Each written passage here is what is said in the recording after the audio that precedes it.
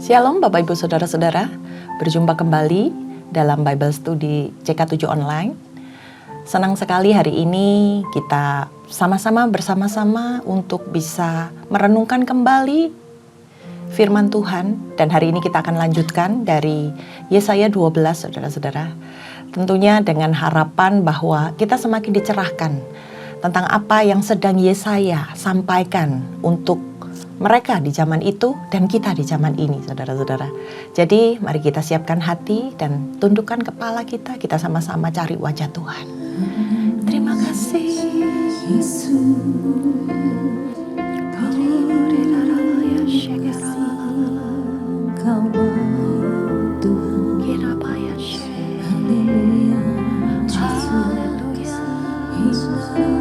Terpujilah namamu Tuhan, Kau ajaib, Kau Bapa yang ajaib. Haleluya yang Tuhan kami tinggikan. Kira para laya syekh, haleluya. Kira para lama ya syekh, hinara lama ya syanda.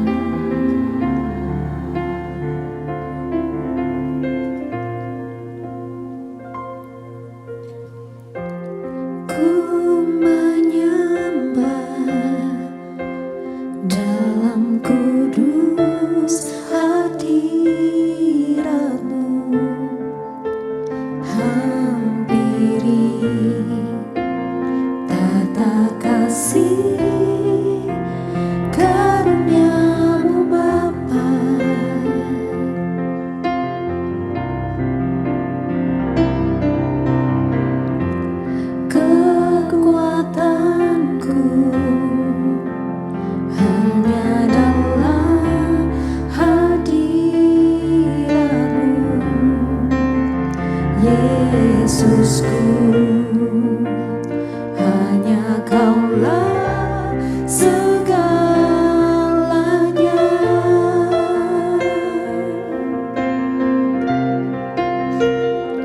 Ku yakin Kau hadir di sini.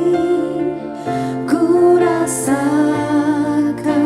kuasa yang tak terbatas. Ku yakin Kau nyata di sini. Kemenangan terjadi di sini. Ku yakin Kau hadir di sini. Ku rasakan kuasa yang tak terbatas. Ku yakin Kau nyata di sini. Kemenangan terjadi di sini.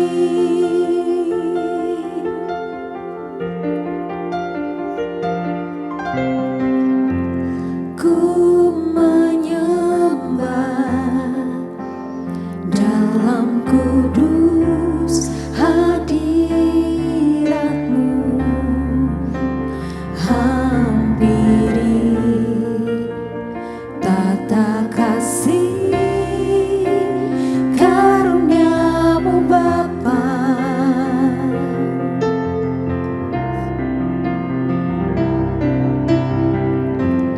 Kekuatanku hanya dalam hadirat-Mu. Yesusku, hanya Kaulah segalanya.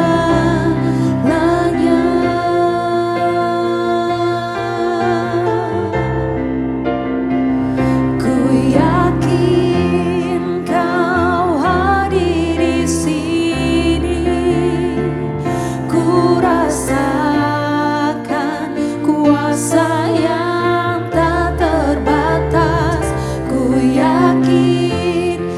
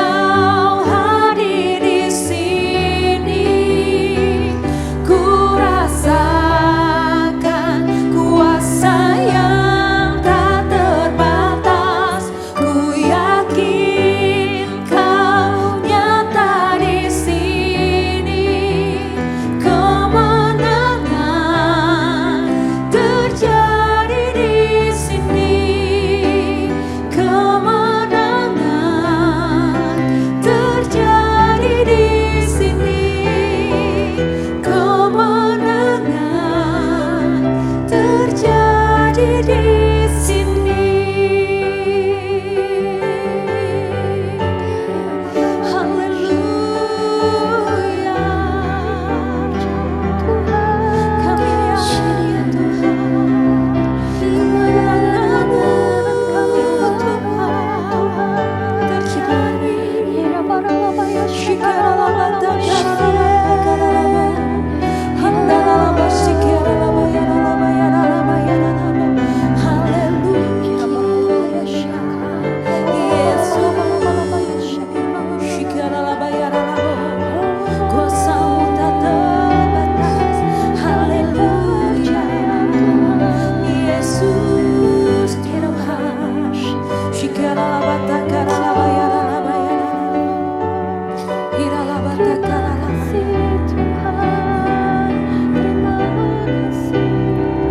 Sebab Kau besar, perbuatanmu ajaib, tiada seperti Engkau,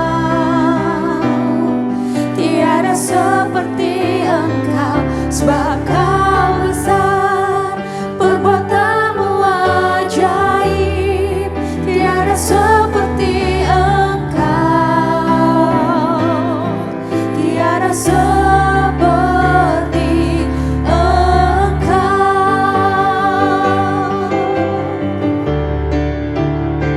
Sebab Kau besar, perbuatanmu ajaib, tiada seperti Engkau, tiada seperti Engkau.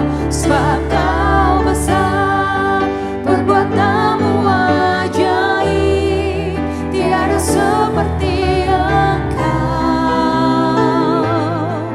tiada seperti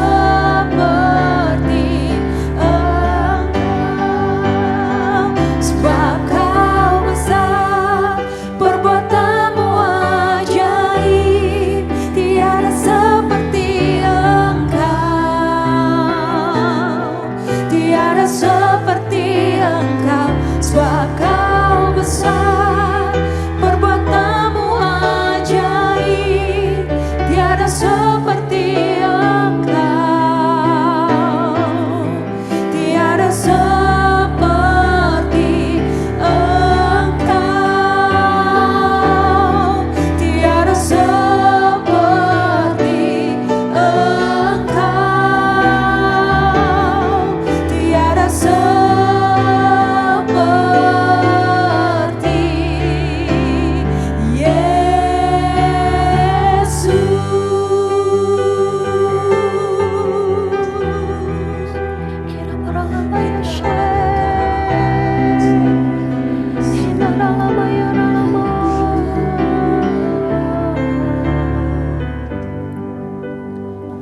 Engkau sumber pengharapan dalam hidup kami ya Bapa.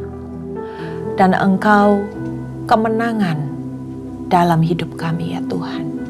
Jika hari ini Tuhan, kami boleh ada di dalam setiap keadaan yang kami hadapi, kami hanya mau taruh pengharapan kami di dalam Engkau. Karena kami percaya di dalam Engkau pasti akan ada pemulihan, pasti akan ada kemenangan yang kami peroleh ya Tuhan. Untuk itu Tuhan, kami mau belajar lebih lagi untuk mengenal jalan-jalan-Mu, untuk melewati dengan bimbingan-Mu Tuhan, supaya kami bisa sampai ke tempat di mana Engkau menempatkan setiap kami untuk memperoleh kemenangan yang daripada-Mu. Terima kasih ya Tuhan, berbicaralah hari ini, kami siap mendengar dan menjadi pelaku firman-Mu. Hanya di dalam nama Tuhan Yesus, haleluya, amin. Baik saudara-saudara, hari ini kita sampai di dalam ayat yang pasal yang ke-12 dari kitab Yesaya. Ayatnya pendek saudara-saudara, cuman 6 ayat ya. Tapi ini berbicara tentang sesuatu yang akan terjadi, sesuatu yang nantinya akan diperoleh oleh bangsa Israel. Mereka sudah dapat belum? Belum saudara-saudara. Tapi Yesaya di sini sedang mengingatkan mereka tentang nyanyian syukur atas keselamatan. Di sini dia berbicara, at the end kita akan memperoleh kemenangan. Untuk itu, ketika hal itu terjadi, maka kamu akan bersorak-sorai. Ketika pengharapan yang kita nantikan, kemudian dipulihkan oleh Tuhan, dikenapi oleh Tuhan, maka dari mulut mereka akan keluar nyanyian ucapan syukur kepada Tuhan. Dan mari kita baca di ayat yang pertama, saudara-saudara. Pada waktu itu engkau akan berkata, aku mau bersyukur kepadamu ya Tuhan, karena sungguh pun engkau telah murka terhadap aku, tetapi murkamu telah surut. Dan engkau menghibur aku. Sungguh, Allah itu keselamatanku. Aku percaya dengan tidak gementar. Sebab Tuhan Allah itu kekuatanku dan mazmurku. Ia telah menjadi keselamatanku. Maka kamu akan menimba air dengan kegirangan dan dari mata air keselamatan.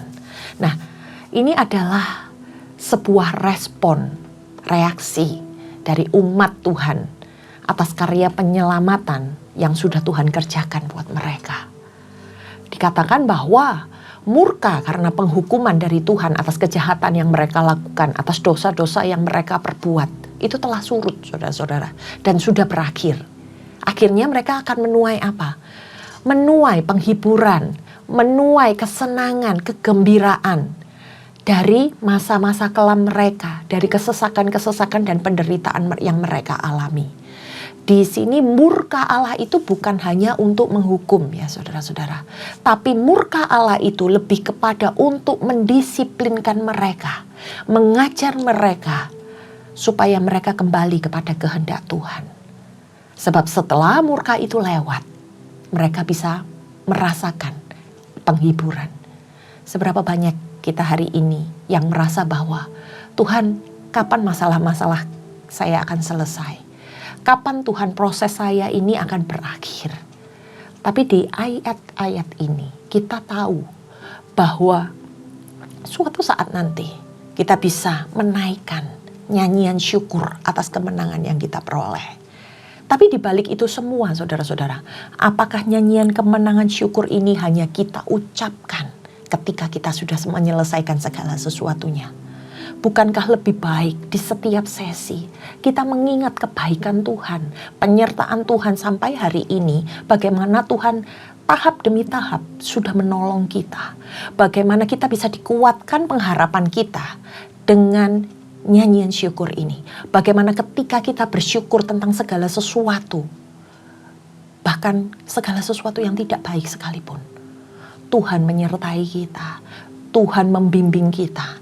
Dikatakan bahwa ini bukan sebuah penghukuman, tetapi ini sebuah pendisiplinan. Ketika kita mulai menyimpang ke kanan atau ke kiri, Tuhan berusaha meluruskan, ini nak jalanmu, ini yang harus kamu selesaikan. Dan tahap demi tahap, hendaknya kita menaikkan rasa syukur kita di hadapan Tuhan. Kita sampai di titik ini, sekalipun mungkin hari ini masih berdarah saudara-saudara, hari ini masih terluka. Tapi yuk kita tetap berjalan di dalam jalan-jalan Tuhan dengan kepercayaan bahwa janji-janji Tuhan itu pasti akan membawa keselamatan. Karena rasa percaya kita tidak gentar saudara-saudara. Apapun yang kita alami di hadapan kita, kita tahu bahwa Tuhan sendiri yang akan berperkara. Tuhan sendiri yang akan memberi kekuatan buat setiap kita. Sehingga kita bisa tetap bersyukur melalui setiap pujian, penyembahan, bahkan mazmur-mazmur yang kita naikkan. Ini adalah bagaimana mereka sedang bermazmur untuk meninggikan nama Tuhan. Dikatakan menimba air kegirangan. Yang dimaksud di sini adalah sebuah mata air yang berlimpah-limpah saudara-saudara. Yang begitu banyak membual-bual seringkali diistilahkan di dalam Alkitab. Sehingga dapat ditimba, dapat diambil tanpa kekurangan. Nah, mata air keselamatan ini melambangkan bahwa Tuhan sendirilah sebagai mata air yang tidak akan pernah berhenti kasih setianya. Akan mengalir terus di dalam kehidupan kita. Ketika kita berada di dalam kehidupan yang terpuruk, ketika kita berada di dalam kehidupan yang penuh dengan kemenangan, Tuhan tetap senantiasa menyertai kita. Mata air sebagai sumber kehidupan dan kesejahteraan bagi kita umat Tuhan. Di ayat yang selanjutnya saudara-saudara dikatakan, pada waktu itu kamu akan berkata, bersyukurlah kepada Tuhan, panggillah namanya, beritahukanlah perbuatannya di antara bangsa-bangsa. Masyurkanlah bahwa namanya tinggi luhur. Bermazmurlah bagi Tuhan, sebab perbuatannya mulia. Baiklah hal ini diketahui oleh seluruh bumi.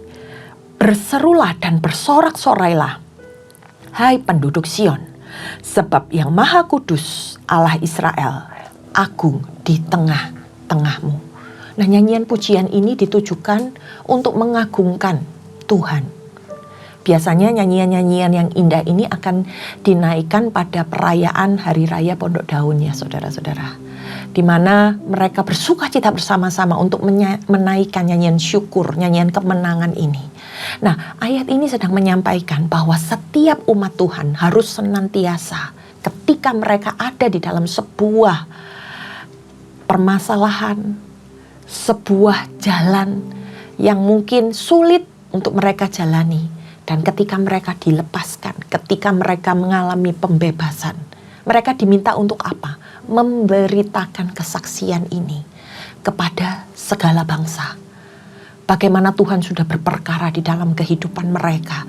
Bagaimana Tuhan sudah membuat mereka terlepas dari setiap belenggu-belenggu yang hari itu mengikat mereka. Sehingga mereka berkata, kuduskan dan muliakanlah nama Tuhan di antara bangsa-bangsa, supaya setiap orang yang ada di sekeliling mereka, bahkan yang di luar jauh di sana, bisa melihat bagaimana tangan Tuhan yang ajaib itu telah menolong mereka. Bagaimana melalui mulut-mulut mereka bisa menjadi kesaksian buat orang-orang yang ada di sekitarnya, untuk menguatkan mereka bahwa pembebasan itu pasti akan Tuhan nyatakan. Bahwa segala kemenangan dari setiap hari-hari kelam yang pernah mereka alami, itu adalah sebuah hadiah yang pasti Tuhan sediakan di tengah pengharapan yang mereka tunggu-tunggu. Nah, kita sering menjumpai saudara-saudara, nyanyian syukur seperti ini dinaikkan oleh setiap tokoh-tokoh ya yang ada di dalam Alkitab. Setiap orang-orang pilihan Tuhan, mulai dari nyanyian Musa, nyanyian Daud, nyanyian Salomo, di dalam perjanjian baru ada nyanyian Sakaria, nyanyian Maria. Waktu itu mungkin permasalahan mereka belum beres, saudara-saudara. Waktu itu mungkin mereka masih ada di dalam padang gurun kehidupan mereka. Nyanyian Maria itu dinaikkan pada saat dia mengetahui bahwa dia akan dipakai oleh Allah untuk melahirkan Sang Juru Selamat. Ketika dia memperoleh kabar itu, kalau kita pikir keadaannya mungkin sedang tidak baik-baik saja. Mungkin ada kekhawatiran, ketakutan bahkan. Tapi hari itu Maria menaikkan nyanyian. Dia bersyukur dengan segala kebaikan Tuhan. Dan dia bermazmur, mengeluarkan kata-kata yang positif untuk dirinya dan mungkin untuk orang-orang yang ada di sekitarnya. Nyanyian syukur ini bisa untuk membuat dirinya memahami bagaimana jalan Tuhan yang akan dia lalui. Dan bagaimana Tuhan akan menuntun sampai selesai. Dia bisa menyelesaikan segala sesuatunya dan dia bisa mempermuliakan nama Tuhan.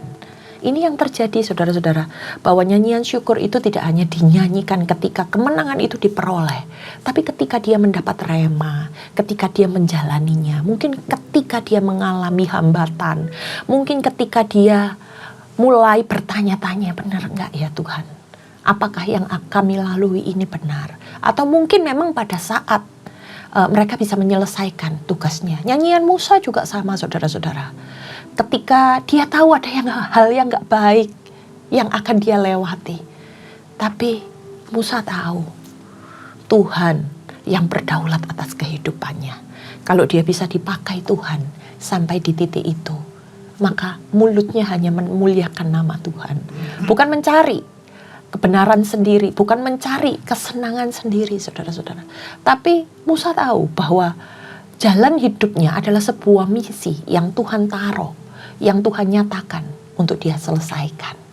Nah, dimana setelah melewati hal-hal yang demikian, mungkin buruk, membawa hidup mereka menjadi sesuatu yang luar biasa. Di tengah pergumulan mereka, di tengah kesesakan yang mereka alami, mereka punya pengharapan bahwa Tuhan yang akan membebaskan setiap mereka. Tuhan yang akan memberikan pemulihan. Maka setiap selesai satu fase musim kehidupan, mereka akan meninggikan nama Tuhan melalui nyanyian syukur. dan menyatakan kepada semua orang apa yang sudah Tuhan perbuat dalam kehidupan mereka. Nah, saudara-saudara, kitab Yesaya ini mengajarkan banyak hal pada kita. Ada tentang keselamatan dan penyelamatan. Keselamatan itu sesuatu yang Tuhan janjikan. Penyelamatan itu sesuatu yang pasti mereka peroleh pada akhirnya. Arti kata Yesaya sendiri, nama Yesaya adalah Tuhan menyelamatkan. Ini sebagai bukti dan janji Tuhan bahwa Tuhan pasti menggenapi setiap janji-janjinya. Nah, kitab Yesaya ini juga merupakan sebuah kitab pengantar ya saudara-saudara, di mana nubuatan-nubuatan dalam Yesaya ini sering dipakai untuk pengantar kitab-kitab lain. Yesaya bisa membawa kita kepada tema-tema Alkitab secara keseluruhan. Bagaimana Tuhan sedang membawa dan menggiring umatnya dari tempat yang salah kepada tempat yang benar. Bagaimana Tuhan menyertai seluruh kehidupan mereka. Ada penghukuman tapi ada pembebasan. Ada perjalanan yang sulit tetapi ada penyertaan Tuhan. Semuanya ditaruh di dalam kitab Yesaya ini. Berisi tentang nubuatan-nubuatan atau prediksi. Tentang apa yang akan terjadi ke depannya terhadap bangsa Israel. Tapi balik lagi, seringkali kita tahu bahwa melalui mulut Yesaya yang keluar pernyataan-pernyataan Tuhan. Bahkan raja-raja yang ada di pemerintahan waktu itu nggak mau dengerin saudara-saudara apa yang disampaikan Yesaya, mengeraskan hatinya. Nah, ini berbicara tentang apa? Dimanapun masa itu ada, pasti ada orang-orang yang mengeraskan hati, orang-orang yang tidak mau menerima teguran, orang-orang yang hanya mau mendengar dan memikirkan segala sesuatu menurut pemikirannya sendiri. Nah, ini semua nubuatan-nubuatan ini, janji-janji ini sudah digenapi, saudara-saudara. Mereka bisa sampai ada pada hari ini tepat seperti apa yang sudah dikatakan sebelumnya, di mana kitab Yesaya ini menghubungkan antara perjanjian lama dan perjanjian baru, terutama dalam nubuatannya yang luar biasa tentang kedatangan Raja Damai. Nah, bagaimana kita belajar di sini untuk bisa diajak memiliki pandangan yang luas tentang bagaimana Allah bekerja, bagaimana Allah berbicara, dan bagaimana Allah sebagai Allah yang hidup, yang berdaulat atas seluruh ciptaannya. Untuk itu bersyukur saudara-saudara kita bisa memperoleh hal-hal yang luar biasa ini, bahwa perkataan Tuhan itu bukan cuma sekedar tulisan atau kata-kata, tetapi mengandung makna yang harus kita jadikan sebagai pedoman untuk menjalankan kehidupan ini. Sampai di sini saudara-saudara, mari kita tundukkan kepala. Tuhan, kami mengucap syukur Tuhan buat segala sesuatu yang boleh kami alami hari ini. Kalau hari ini Tuhan kami diingatkan tentang nyanyian syukur atas segala kemenangan Tuhan yang sudah ataupun akan kami peroleh. Kami percaya hari ini Engkau menjadi kekuatan dan penghiburan bagi setiap kami ya Allahku. Melalui setiap apapun yang Kau nyatakan Tuhan, kami percaya Engkau bekerja dalam hidup kami. Engkau berjanji dan Engkau yang menggenapi ya Bapa. Dan kami percaya kemenangan itu menjadi bagian kami. Satu harapan kami Tuhan, supaya kami bisa tetap taat dan setia mengiring langkah kami bersama dengan Engkau ya Tuhan. Kami mau menjadi hamba-hamba-Mu Tuhan, yang taat dan tunduk dengan segala sesuatu yang sudah Tuhan ajarkan. Terima kasih ya Tuhan, Kau sudah memberkati setiap kami. Hanya di dalam nama Tuhan Yesus setiap yang percaya katakan amin. Terima kasih saudara-saudara. Tuhan Yesus memberkati.